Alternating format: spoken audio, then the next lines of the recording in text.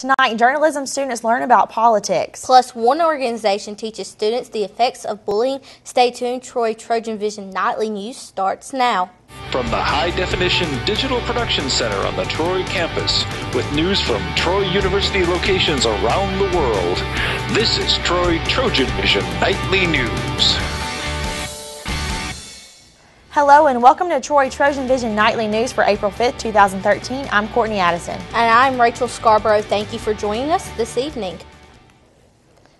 Journalism students hear about their field of study from professors every day, but from time to time, students get to hear from working professionals to add to their education. Connor McCreary gives us a look at this year's Journalism Symposium. Hall School of Journalism and the Johnson Center for Political Economy held their annual Journalism Symposium, featuring this year's speaker, Eric Erickson.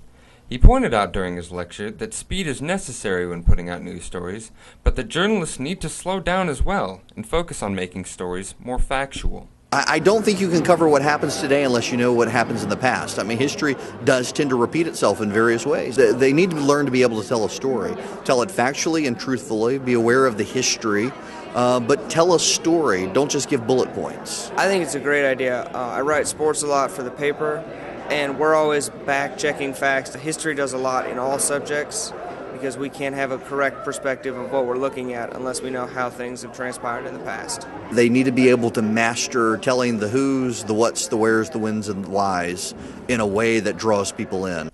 Following the lecture, the floor was opened for a Q&A session with a twist.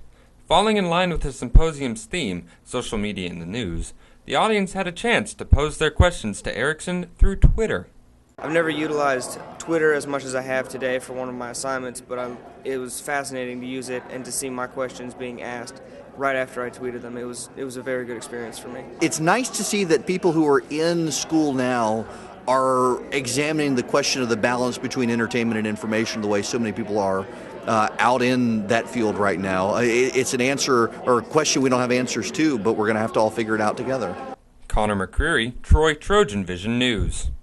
The M. Stanton Evans Symposium on Money, Politics, and the Media is named for Troy faculty member Stan Evans, who has served as the university's Buchanan Chair of Journalism since 1980. Bullying is an issue that has no bounds. It affects people regardless of age, gender, or ethnicity. And Thursday afternoon, a group of students met to discuss this topic. Haley Greathouse explains. Every 30 minutes, a child commits suicide as a direct result of being bullied. And Thursday night at Campus Issues Forum, sponsored by the David Matthews Center for Civic Life, discussed this important topic. We just looked at the issue of bullying, how prevalent it is in society, some of the consequences, and then looked at different approaches to help solve it. Kind of trying to raise awareness about it. You know, it's kind of a serious thing, and we want to just hopefully bring solutions about it and help people realize what it is. The forum is student-led in the hopes that the students will be able to connect and make a change. It's more effective when students say this is an issue and it's a peer-driven thing rather than a older adult saying this is a problem, you should address it. I think people will start to realize what's going on and actually realize kind of what bullying is, and kind of if they are a bully, they can kind of see what they've been doing and hopefully they can change it. And hopefully these people who are here today can go out and kind of change it a little bit to do a little stepping stone and to get into the bigger product. And the topic of bullying was chosen because it is a predominant issue in today's society. I think that bullying happens everywhere. I don't think that it's has a restriction of a place of where it is. About 19,000 kids each year commit suicide. About 25% of fights that occur amongst females are a direct result of bullying. And then 46% of fights that happen amongst men are a result of bullying. Haley Greathouse, Troy TrojanVision News. The next Civic Issues Forum will be on higher education funding on Thursday, April the 11th at 5 o'clock in Bibb Graves Hall. Well, the Troy's chapter of the NAACP works to promote the national organization's ideals on campus. That's right, Courtney, and last night the Troy chapter honored students with their annual Image Awards. Brittany Harris has the story. The theme was an evening of triumph, and it was definitely just that, as NAACP rolled two events into one on Thursday night. Tonight we had our pageant and image awards. It's an annual event. Great turnout tonight. and we crowned our first Mr. and Miss NAACP in, I think, 3 or 4 years. Image awards for freshman and senior image, people who generally carry themselves well, things of that nature. Highest GPA for Greek awards, and then we had a lot of student choice awards where we let students vote out on the quad for Greek organizations, non-Greek organizations, and things of that nature. In between award presentations, pageant members answered questions and performed their talents so that by the end of the night, Mr. and Miss NAACP were crowned. I feel like it is such a great honor to serve as Miss NAACP this year, and I can't wait for all of the experience that I gained. Right now, I don't know how to feel. I'm really excited. I'm glad it's over because it was hard work. Mr. and Miss NAACP have a lot of work ahead of them as they try to focus on their platforms. My platform is Your Education is Worth It. Your Education is Worth It is basically involves teaching children that just because they don't have the funds or they don't think the time it takes to graduate college is worth it, but it really is. My platform was Respect and Morals. It's just basically stating how children today need basic respect and morals that they lack. The event left some judges impressed and wanting to see more. I hope that people got that we do have some great talent on our campus, and that other people are inspired to possibly win an award next year. Brittany Harris, TrojanVision News. The next event for the NAACP will be a car wash this Saturday. And now taking a look at news from around the state. In Montgomery, the legacy of the Scottsboro boys is secure. The 9 black teens were wrongly convicted more than 80 years ago in one of America's most infamous racial tragedies. Alabama is now moving to repair its own legacy with legislation setting up a way to pardon the teens. In Russellville, an appeals court has overturned the manslaughter conviction of a man accused of shooting a wheelchair-bound man. The Times Daily reports the Alabama Court of Criminal Appeals this week overturned Jerry Ronald Mills' conviction and ordered a new trial. Mills was convicted a year ago in the death of 70-year-old Robert Leroy Presley. Mills was sentenced to 20 years in prison. Mills said he shot Presley in self-defense after Presley threatened him with a .22 caliber rifle. And also in Montgomery, many long-term unemployed Alabamians will see their benefits drop 12.8% on April 28. The state Labor Department spokeswoman says the reductions are the result of mandatory federal spending cuts that all states must make. And still to come on TrojanVision Nightly News, there is a new addition to the men's basketball coaching staff, and Daniel Percival will have the details ahead in sports. But first, a federal judge has made an important ruling on the so-called morning after pill. We'll have that story and more after the break. A federal judge makes the morning after pill available to girls of any age. I'm Randall Beeson at the White House with the story coming up. Coming home can be hard if you're a veteran of Iraq or Afghanistan. You may feel like you're all alone, but you're not alone. At IAVA.org, your fellow vets are all around you.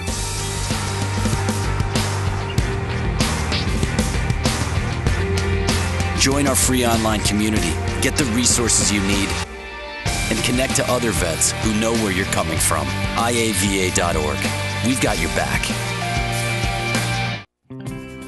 Our Troy program is one of the largest in Troy University. So whether students take classes in Tennessee or in South Korea or Japan or Vietnam, there is no difference in quality. Get your degree on your terms with eTroy online degree programs. Flexible, accredited, respected across the globe. Troy University. It's all you need to know. My name is Dr. Lee, Troy University College of Education, and I choose Troy. From the high-definition digital production studios of Troy University, you're watching the award-winning TrojanVision Nightly News. And now for a look at what's happening across the nation and around the world, we go to Courtney Addison at the Global News Desk. Courtney? Thanks, Rachel. Young teenage girls may soon be able to get the so-called morning after pill without a doctor's or parent's permission. The federal judge dealt the Obama administration a blow, saying the age restrictions must go. We get more from Randall Pinkston in Washington. A New York federal judge ordered the FDA to make the so-called morning after pill available over the counter for all ages. He called the government's age restriction on the emergency contraception arbitrary and unreasonable. The pill can prevent pregnancy if taken within 3 days after sex. Currently, only women 17 years and older are able to buy it without a prescription. The ruling comes after reproductive rights groups took the FDA to court to drop the restrictions. In 2011, the FDA approved the morning after pill without a prescription for all ages. But in an unprecedented move, the Obama administration's head of Health and Human Services overruled her own scientists. Secretary Kathleen Sebelius said girls as young as 11 should not be able to buy the pill on their own. In his ruling, Judge Edward Corman blasts Sebelius for what he calls a, quote, obviously political decision, and says the number of young girls using such drugs is likely to be minuscule. He goes on to say numerous over-the-counter drugs are dangerous for children but are still sold, and that the morning after pill would be among the safest. Planned Parenthood is celebrating the ruling. This is an alignment of good policy, good science, and just good sense. But the Conservative Family Research Council says the decision will put girls at risk. We have concerns about parental involvement and parental consent in addressing these types of medications with their children. The judge is giving the FDA 30 days to comply with his ruling. Randall Pinkston, CBS News, the White House. Tensions are building on the Korean peninsula after North Korea reportedly put missiles in place to strike the south. North Korea is warning embassies, including Russia and Britain, to evacuate staff. Kitty Logan has the latest from London. Thousands of North Korean soldiers chanted anti-US slogans and carried a banner calling for full-scale war against America.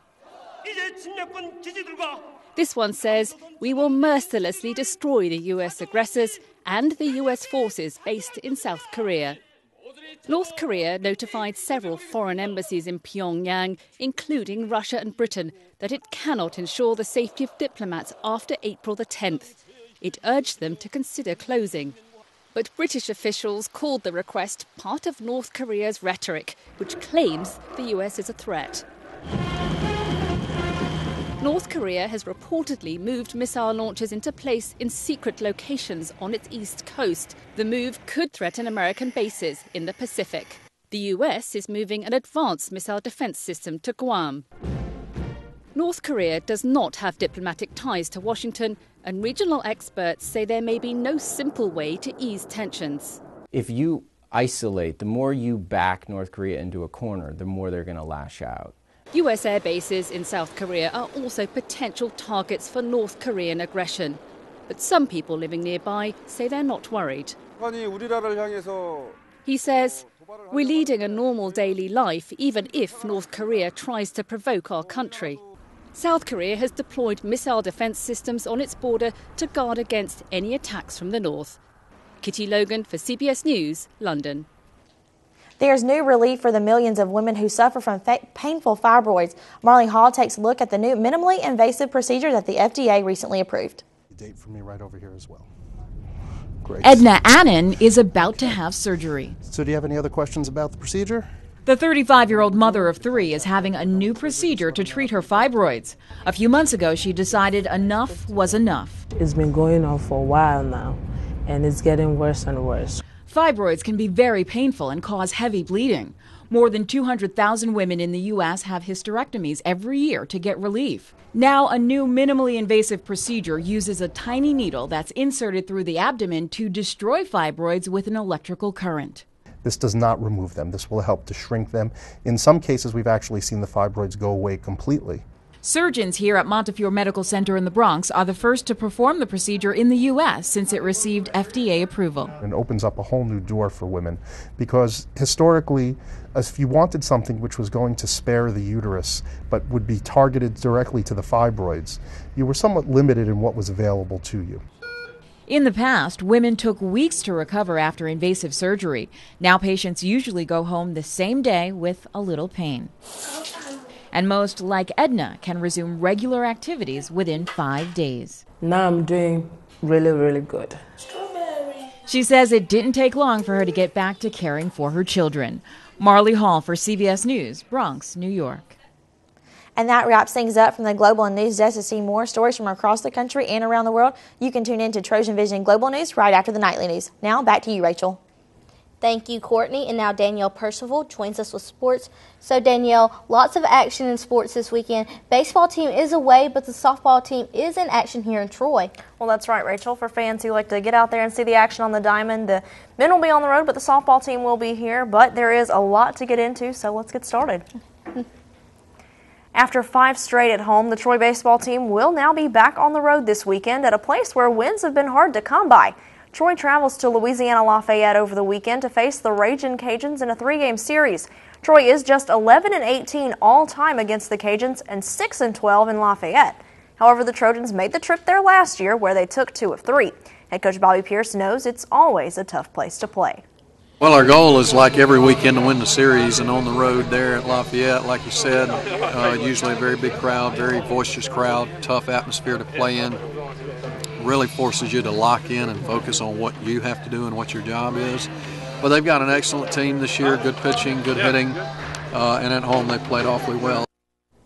Game 1 will be tonight with first pitch at 6 o'clock, and Saturday's game will also begin at 6 with the Sunday finale at 1. And after sweeping a doubleheader against Southern Miss, the Trojans softball team has inched closer to 500. With a 16-19 record, the Trojans will get back into conference play this weekend and be back at home. Troy will face Florida Atlantic in a 3-game series over the weekend at the Troy Softball Complex. Troy is 4-4 in conference play, while FAU is 7-5. The Owls' Kristen Martin leads the league in hits so far with 43, but Troy's Chandler Griffin is in second with 40. Here's head coach Melanie Davis with her thoughts on the series. Is a big rival of ours in all sports, but in particular through the softball years of being in different leagues together. So they're going to come with a vengeance, knowing this is our last time to play as conference opponents. So they're a very, very talented team, have some good upperclassmen on their team. On Saturday, the Trojans will have a doubleheader beginning at 1. Then on Sunday, the final game of the series will also begin at 1. The Trojan track and field team will be in action in state again this weekend at the Tiger Track Classic at Auburn University. This will be the first of 2 meets at Auburn this month. The field competitions began today and the track events will take place tomorrow. Nico Freeman will be returning to individual competition this weekend and will compete in the 200-meter dash for the first time this season. Lizzie Clow will also be making her season debut in the javelin. And the tennis teams are in action today with the women looking to extend their winning streak against Florida A&M, while the men take on a conference foe in South Alabama. Both teams are on the road, and for the men, they faced the Jaguars just last weekend, losing to them in the opening round of the MT Shootout at Middle Tennessee. Both teams will be back at home on Tuesday for Senior Day when the women play Alabama State and the men host Florida A&M. And Sophia Bjorkman was named the Sunbelt Golfer of the Month for March by the league on Thursday as the Trojans are preparing for their final regular season competition of the season this weekend. This is the first time a Trojan golfer has received the honor since 2011. Through 8 tournaments so far this season, Bjorkman has finished no worse than tied for 15th. The women's team will be competing at the M&F Bank Rebel Intercollegiate this weekend in Oxford, Mississippi. And 2 weeks ago, Phil Cunningham was hired as the men's basketball coach, and one of his first tasks was hiring a coaching staff. Cunningham announced Thursday the hiring of Marcus Grant to join Ben Fletcher as an assistant coach with the team. Grant has spent the last 8 seasons as an assistant at Mississippi State. There's no question that he knows the game. He was a player at Mississippi State and led the Bulldogs to the Sweet 16 in 1995. Grant then played professionally in Europe for nearly a decade. Grant will join Fletcher, who will be in his 9th season as an assistant at Troy. So, Courtney, Rachel, lots of sports action, probably one of the most jam-packed sports segments we've had in quite a while, but most of that action is going to be on the road. So if you want to come out and support the teams, you can come out and see softball in action tomorrow. The football team will also have a scrimmage tomorrow morning at 10 o'clock. So still a chance for Trojan fans to kind of get involved in the sports action this weekend. Yes, it is, and I know the softball team would love to see all of us out there supporting them. Absolutely, that would be great. Okay, thank you so much. Thanks, guys. Still to come on TrojanVision Nightly News, learn more about the Sports Management Conference. But first, the temperatures are feeling a little chilly today. Will we be seeing those warmer temperatures for the weekend, Bree?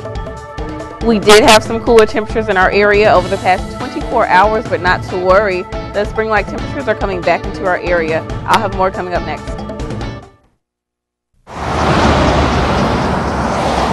Some risks are obviously not worth taking. Watch where you're going! Some aren't as obvious, but could be just as deadly, like the risk for type 2 diabetes, especially if you're over 45 or overweight. Take the diabetes risk test. It's free and takes less than a minute. Type 2 diabetes is one risk you can't afford to take. So stop diabetes before it stops you. Yeah. Salad on Saturday, fruit on Friday, throw a ball Thursday. Water Wednesday, touch your toes Tuesday. Let's move Monday, swap us next Sunday. 60 minutes of physical activity a day and eating well can help get your child healthy. So keep them active and eating well every day. Get ideas, get involved, get going at letsmove.gov. That's letsmove.gov.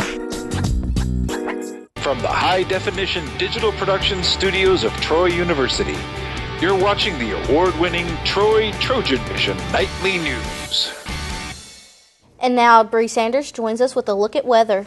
So, Bree, the weather seems to have just really been all over the place this week. It was kind of gloomy and a little chillier this morning. Then the sun came out this afternoon. What can we expect going into our weekend? Well, you're exactly right. We had a little bit of rain over the past 24 hours, especially last night, which brought in some cooler conditions. But not to worry, like I said earlier, the spring-like temperatures will be back by tomorrow and heading into next week as well. I'll get more into that in just a moment, though. First, let's take a look at our current conditions. Right now, we have partly cloudy skies, temperatures at 63 degrees, dew points at 45 degrees, humidity is at 53%, barometers at 30.02 inches and steady. Winds are coming in from the northeast at 11 miles per hour.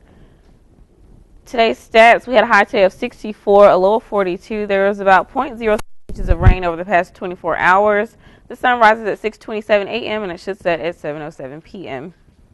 Temperatures around the state right now, we have a lot of warmer temperatures coming in through our area. Mobile coming in at 64, Huntsville at 65, Birmingham at 66, as well as Montgomery at 66, Troy at 63, Phoenix City at 64, and Dothan at 57.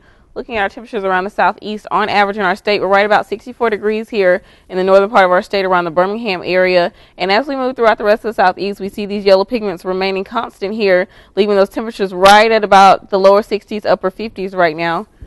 Around the United States, most of the states, however, are starting to feel those spring-like temperatures, the pigment of yellow continuing to rise northbound as we see the spots of blue slowly but surely disappear. Current surface map, we have this warm front as well as this low pressure system moving through some of the midwestern parts of the states, as well as some heavy rain systems sitting over here in the Nevada area. But as we look back towards the southeast, however, nothing too much going on. A few light winds in our state. We have this cold front that pushed through a few days ago, bringing in those cooler temperatures that we've been experiencing, but it doesn't look like they'll be coming back anytime soon.